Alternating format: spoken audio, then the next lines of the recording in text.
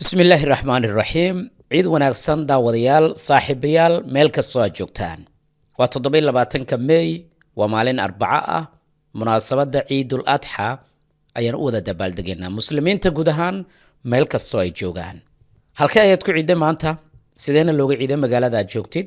anigu waxaan mar kale aan ku ciiday magaalada Istanbul oo dalka Turkiga ah si weyn ayaa looga ciiday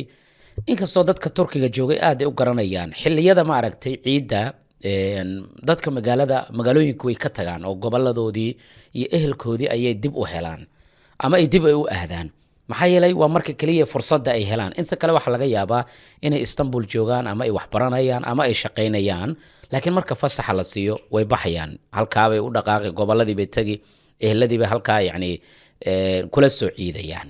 anigana mar kale halkan ayaan ku suganahay adiga halkaad ku ciiday ciid wanaagsan ilaahay waxaan ka barayaa sanadkan sanadkiisa nabad bashbash iyo barwaaqo annagoo isjecel horumar gaarnay insha Allah taala iska qabanay dadka cadawga nagu ah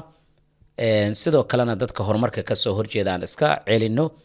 midowna insha Allah taala gafkeena iyo geerideena Allah ma kulmiyo waqtigana waa u socdaa iyadoo munaasabadii ciid lagu jira marka ayaan haddana waxaan rabaa inaan kula wadaago wararka caalamka iyo waxyaabihii ugu waaweynaa ee soo kordhay qodobada qaybtan aan kugula wadaagi doono waxaa ka mid ah magaalada Gaza oo maanta lagu aasay hogaamiye sare oo ka tirsanaa xoogagga iska cabinta ee Hamas madaxweyne Trump oo doonaya gul siyaasadeed oo ka weyn dagaalkii Iran inuu ka helo dawladaha Islaamka afayeenka baarlamaanka ee dawladda Iran fariinta uu soo saaray ee dawladaha caalamka loo diray iyo warbixinta qoraaga reer Mareykan ee Thomas Friedman uu qoray ciwaankana looga dhigay madaxweyne Trump miyuu cabi doonaa koobab aad u qaraadh oo dagaalka Iran la xiriira qodobo kale ayaa raaci doona soo dhawaada saaxiibayaal meel kastoo aad joogtaan ku soo dhawaada mar kale iyo maracada show barnaamijka falanqaynta caalamka adig iyo asaaga asal waad wadaagtaan arag iyo itaalka iyo inaayana ma dheeride aqoontaad ku dhaaftaa معهد نافع أونلاين waxa ay ku diyaarisay barashada higaada Carabiga oo aad muddo yar oo kooban ku baranayso iyo taxfiidka Quraanka Kariimka ah iyo sidoo kale culumta shareecada sida fiqiga xadiiska tafsiirka siirada iyo luqadda Carabiga halka waxa kugu diyaara macallimiin ku hadla afka hooyo ee Soomaaliga iyo luqadda Ingiriiska waxaadna kala xiriiri kartaa nambarada shaashada kaaga muuqda معهد نافع لتحفيظ القرآن وعلومه markale isku soo noqod wanaagsan daawadayaal ciid wanaagsan ayaan idin leeyahay askarta iyo maaragtay iyo wariyaasha iyo dadka lamida ayaa jira oo munaasabadaha ciid xitaa maaragtay fasaxa aanan helin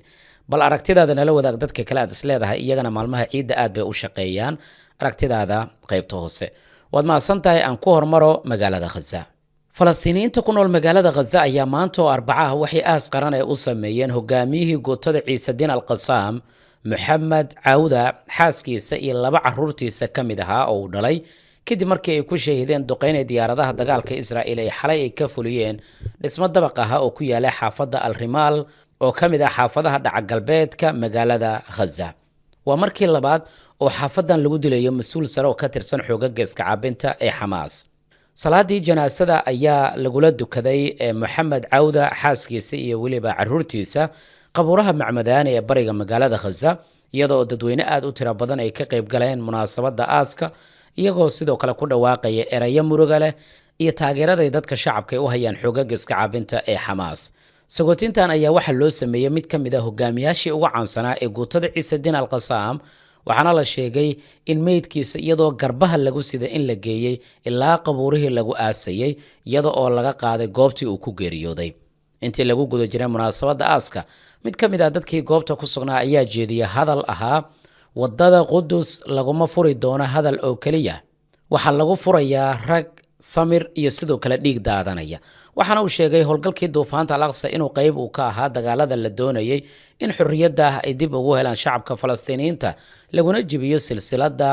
go'doominta ee ay ku hayaan Israa'iil dadka ka qayb galay munaasabada ayaa sidoo kale ku dhawaaqaya alla mooyaane alla ma jiro ruuxanina allaha ka dhigo shahiid alle iyagoo sidoo kale ku celinaya takbiirta iyadoo maanta loo dabaaldegay munaasabada ciida waliba maalinta koowaad ee Ciidul Adha xoogagga iska cabinta ee Hamas ayaa dhankooda waxay soo saareen fariin tacsi ahayd iyagoo u tacsiyeeday dhammaan ehladii uu ka geeriyooday Maxamed Cawda oo kamid ahaa saraakiisha xoogagga iska cabinta ee Hamas sargaalka geeriyooday oo lagu magacaabo Maxamed Cawda wuxuu kamid ahaa saraakiishii gootada Ciisadiin al-Qassam garabka military ee Hamas waxaana Israel ay sheegtay inuu door weyn ku lahaa howlgalladii military iyo sirdoonkii ka dhacayay gudaha magaalada Gaza. aan ku soo koobo taariikhdiisa ama macluumaad isaga ku saabsan. waxa uu ka soo dhex baxay safafka guutooyinka xoogagga iska cabintii Xamaas sanadihii ugu dambeeyay, gaar ahaan qaybta sirdoonka iyo militariga. sida wararku ay sheegayaanna waxa uu muddo dheer uu ka tirsanaa qorsheynta iyo isku dubaridka weerarada. waxaa la sheegay sidoo kale inuu madax ka soo noqday hay-adda sirdoon ee Ciisediin al-Qasaam. hay-addan waxay mas-uul ka ahayd ururinta xogaha military, la socodka dhaqdhaqaaqa ciidanka Israel, amniga kooxda iyo sidoo kale qorsheynta howlgallada qarsoodiga ah. kadib dilkii Ciisediin al-Qasaam, Maxamed Cawda waxaa loo arkayay inuu noqday mid ka mid ah hoggaanka ugu sarreeya uguna muhiimsan garabka military ee xoogagga iska cabinta, sidoo kalena inuu ka mid ahaa shakhsiyaadkii ku lug lahaa qorsheynta weerarkii 7 Oktoobar ee Israel sheegtay.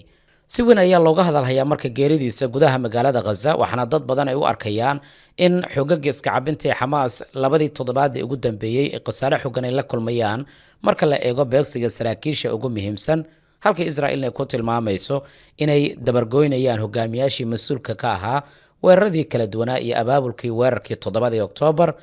2023. macluumaadkan waxyaabaha ka soo kordha barnaamijyadeena kale ayaan kugula wadaagayaa insha Allah. wargeyska Middle East ayaa lagu daabacay warbixin diiradda lagu saaray madaxweyne Trump iyo qorshaha uu leeyahay, isagoo doonaya inuu gaaro mid ka mid ah guul siyaasadeed tii ugu weyneed,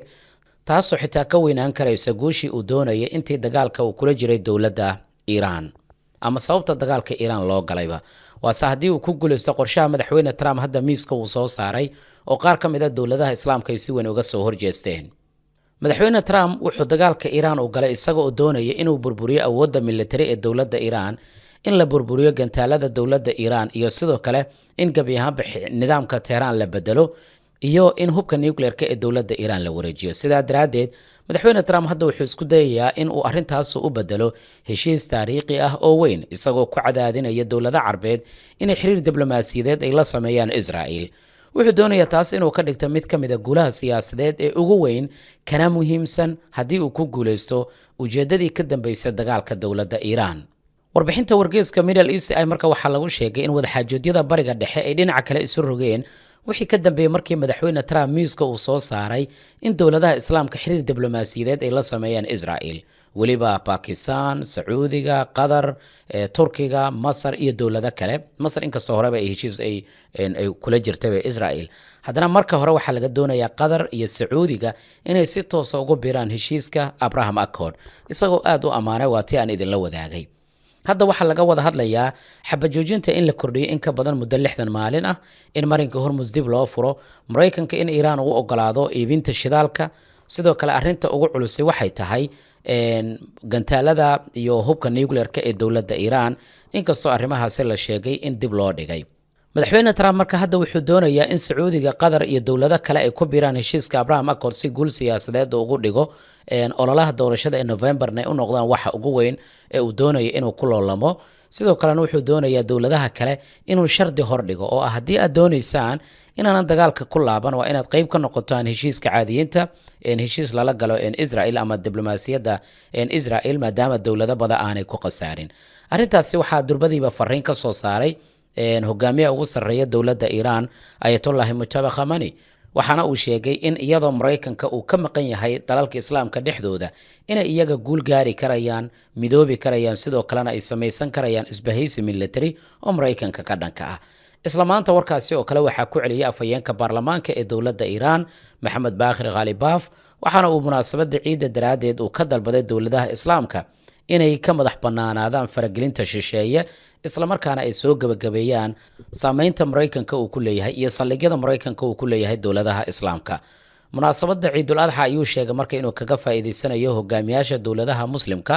inay aragti midaysan ay la yimaadaan, sidaas oo kalena ay karti ay muujiyaan, maadaama Iran 40 maalin iyadoo dagaal lagu hayay ay is adkeeyeen guuleysteenna ugu dambeyntii. sidaas si la midana haddii dowladaha islaamka ay midoobaan awoodoodana ay mideeyaan inay Mareykanka ka maarmi karayaan, ayuu warkiisa u ekaa afhayeenka baarlamaanka ee dowladdaasi Iran, Mohammad Baghir Ghalibaf. maxay kula tahay adiga qaybta hoos aragtidaada ku reeb lagsaan muuqaalka la wadaag saaxiibadaada, waad mahadsan tahay. madaxweynaha dowladda Mareykanka wuxuu wajahayaa xaalad adag oo sida la sheegay ku qasbi karaysa in uu cabo koob qaraar si uu kaga baxo dagaalka Iran isla markaana isaga oo doonaya in wejigiisa siyaasadeed uusan lumin uu doonayo guul siyaasadeed inuu gaaro. inkasta uu doonayo dowladaha qaar inuu ku qasbo inay heshiiska Abraham Accord ay ku biiraan si uu guul siyaasadeed uu kaga dhigto, haddana waxaa hor yaalla doorashooyin aad u qaraar. waa maxay doorashooyinkaasi qaraar?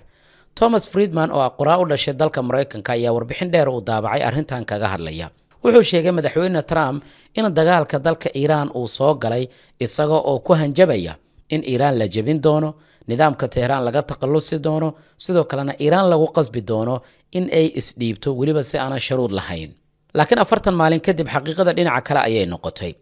Iran ma aysan dhicin, nidaamkii Tehran waa uu nool yahay, marinka Hormuzna wuxuu noqday mid khatar ah oo dowladda Iran ay maamusho,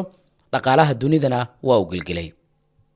sidaa daraaddeed Thomas Friedman marka wuxuu leeyahay madaxweyne Trump ugu dambeyntii waxa uu ku qasbanaan doonaa in uu aqbalo heshiis kaas oo markii horeba uu diidanaa. koobabka qaraarna waxaa ka mid ah in madaxweyne Trump uu aqbalo heshiiskii madaxweyne Barack Obama mid u eg oo 2015 la gaaray, laakiin madaxweyne Trump 2018 isaga uu gabi ahaan uu ka baxay markii xilka uu qabtay. ujeedada uu kaga baxayna waxay ahayd in Iran lagu duulo lana burburiyo. laakiin hadda waxaa suuragal ah inuu ku laabto heshiis la mid ah midkii hore, in Iran loo ogolaado inay sii haysato nidaamkeeda iyo in cunaqabataynta qaarba laga qafiifiyo. arrintaasi Thomas Friedman ama qoraagu wuxuu u arkaa marka inay tahay guuldarro siyaasadeed oo aad u qaraar. arrinta labaadina waxay tahay in Iran laga dhigo dhinac lala xaajoodo, yacni miiska lala soo fariisto halkii la jebin lahaa sida Netanyahu iyo madaxweyne Trump ay marar badan ay ku hanjabeen. laakiin dagaalkii ugu dambeeyay waxa qoraagu u leeyahay Iran waxa uu siiyay awood cusub oo marinka Hormuz ah, saameyn dhaqaale oo caalami ah iyo kaar siyaasadeed oo cusub oo dhanka wada xaajoodka ah. marka madaxweyne Trump wuxuu ku qasbanaan karayaa inuu Iran uu la fariisto miiska wada hadalka isaga oo aanan gaarin ahdaaftiisii ama yoolalkii hore. arrinta saddexaadna waxay tahay in uu aqbalo dowladda Iran inay saameyn ku yeelato gobolka. Friedman wuxuu leeyahay cunaqabataynta oo la yareeyo, shidaalka dowladda Iran oo dib loo iibgeeyo iyo lacagaha Iran oo la fasaxo, taasi waxay keeni doontaa dowladda Iran inay hesho balaayiin dollarka Mareykanka, taas oo lagu xaqiijinayo ama lagu xoojinayo nidaamka guud ahaan ee dalkaasi Iran, lagu taageerayo xulafada dowladda Iran sida Hezbollah, Ciraaq iyo sidoo kale Xuutiyiinta dalka Yemen, laguna caburin karayo mucaaradka gudaha ee dalka Iran. laakiin Thomas Friedman qoraalkiisa guud ahaan markaad iska dayso halkan fariin ayaa ku dhex jirta. waxaana ila tahay inaad fahmi doontid mar haddii aad la socotid siyaasadda arrimaha dibadda. aan u soo laabanna marka tani waxay ka hor imaanaysaa buu yidhi hadafkii dagaalka loo galay. Iran hub cusub ayay heli doontaa. madaxweyne Trump iyo ra'iisul wasaare Netanyahuna waxay Iran ay bareen buu yidhi in diyaaradaha droniska iyo gantaalla qiimahooda uu jaban yahay lagu carqaladeyn karayo dhaqaalaha dunida. Iran waxay ogaatay in xiritaanka marinka Hormuz uu yahay hub istiraatiiji ah oo ka khatar badanba sidii hore loo qiyaasayay. taasina waxay madaxweyne Trump mar kale ku noqonaysaa buu yidhi koobabka qaraadh ee uu cabayo. gabagabadii Friedman waxa uu leeyahay dagaalka madaxweyne Trump waxa uu galay isagoo doonaya in Iran la jebiyo, laakiin taa beddelkeeda waxa dib loogu laabanayaa buu yidhi iyadoo heshiiskii madaxweyne Trump uu ka baxay sanadkii 2018 loo arkayo midka ugu wanaagsan. ugu dambeyntii wargeyska New York Post ayaa daabacay warbixin lagu sheegay in dadka Mareykanka hoos u dhac weyn uu ku imaanayo, weliba dadka caddaanka ah, sidaa daraaddeedna lagu qasbanaanayo in caddaan badan laga qaado wadamo gobolka ah, si gaar ahaan dalka Koonfur Afrika, iyadoo madaxweyne Trump uu saacado ka hor uu sheegay in 10,000 oo South Africa ku nool oo caddaan la qaadi doono si deganaansho loogu siiyo gudaha dalka Mareykanka oo muwaadiniin Mareykan ay u noqdaan. sababtu maxay tahay?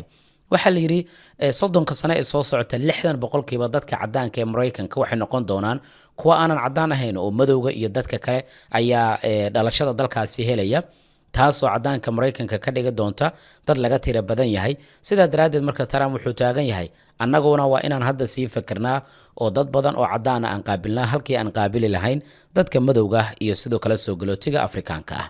maxay kula tahay adiga qaybtoos aragtidaada ku reeb like sar muuqaalka la wadaag saaxiibadaada. waad mahadsan tahay. Iiraaniintu waxaa la leeyahay lacagaha ay isticmaaleen maba badnaynba,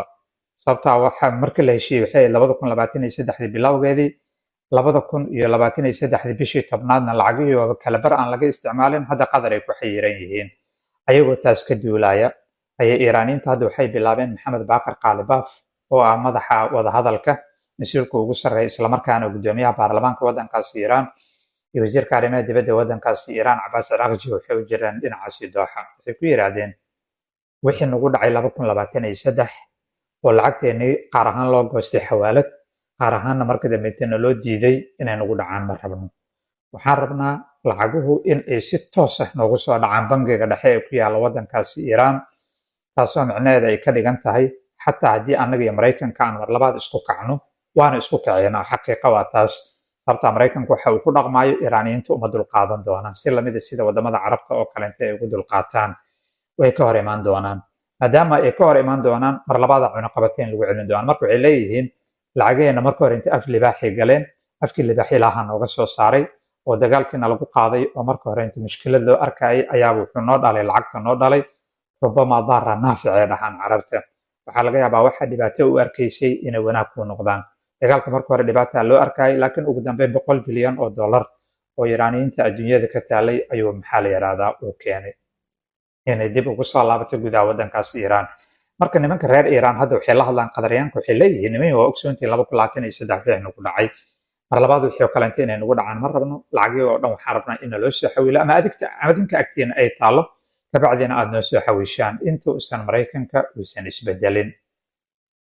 Waxaa kalentoo jiro lacago kale oo taas waa marka koobaad waaye. Lacago kalentoo ayadana waxaa jirtay Maraykanka iyo Iiraaniyiinta inay isdhaafsadaan ay ahayd. Isla sanadkaasi 2023 heshiis ayaa wuxuu dhex maray Iiraaniyiinta iyo Maraykanka. Waxaa la isdhaafsanayay 5 maxbuus oo Maraykan ah ayaa waxaa la dhaafsanayay lacago balaayiin dollar ah oo kuwa xayiraana oo adduunyada inteeda kalenta taala ah. Waxaa la dhaafsanayay markay ugu yaraatay ilaa $20 bilyan shantaasi nin, yacni midkiiba $4 bilyan ayaa la dhaafsanayay. Maraykanka iyo Iiraaniyiintu waxay ku heshiiyeen in Iiraan ay sii dayso shantaasi nin, Maraykankana lacag $20 bilyan ah oo Iiraaniyiintu ka xayiran oo adduunyada inteeda kalenta uga xayiran inuu si tartiib tartiib u sii daayo ilaa $20 bilyan ay gaarayso. Arrintii waa dhacday oo Iiraaniyiintii shantii nin waa sii daayeen. Diyaaradaha waxaa looga qaaday dabcan Qatar garwadeen ka ahayd mar kale. Diyaaradaha waxaa looga qaaday meesha la yiraahdo Tahraan oo caasimadda waddankaasi Iiraan ah. Kabacdi Dooxa ayaa la geeyey oo Qatar ah. Baaritaan caafimaad ayaa la marsiiyey. Kabacdi Dooxa ayaa diyaarad looga qaaday, Maraykanka loo raray. Lacageena si tartiib tartiib ah loo sii daaya ayaa la yiri. Lacagihii oo aysan Iiraaniyiintu wax weyn ka soo gaarinba oo $2 milyan ay ka soo gaartayba, waxaa dhacay dagaalkii 7 Oktoobar oo kooxaha wax iska caabinta ee Falastiiniyiinta ay ku qaadeen hareeraha magaalada Gaza. Maraykanka mar labaad waa jirtay lacagtii. Iiraan marka halkaasi 2 dharbaxti ayaa ka soo gaartay oo ahayd in lacagtii Kuuriyana laga xayiray, lacagtii Maraykankana laga xayiray. Wixii ay ku bedelanayseen jaam mar hore laga saxiixday oo laga dhamaystirtay. Laakiin waxba kama halaabinoo khibrada uga siyaaday. Maanta waxay leeyihiin khibradii nooga siyaaday arrintaasi ayaa waxay keentay in aan iska diidno in lacag aanan naloo dhiibin la yiraahdo waa lidiin sii daynayaa. Sidaa daraaddeed waxay leeyihiin lacag walba oo naloo fasaxayo waa in marka koobaad lagu shubaa bangigeena dhexe oo ku yaala magaalada Tahraan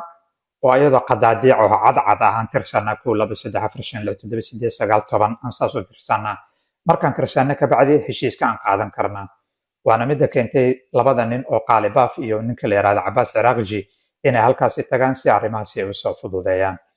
Qaari marka Iiraaniyiintu waxay soo bandhiganayaan shuruudaha sorta leh oo ay leeyihiin lacagaha oo aanan ku soo dhicin xawaaladeenna isla markaana aan ku soo dhicin bangiyadeenna wax gow iyo gish leh haba yaraatee ma jirto.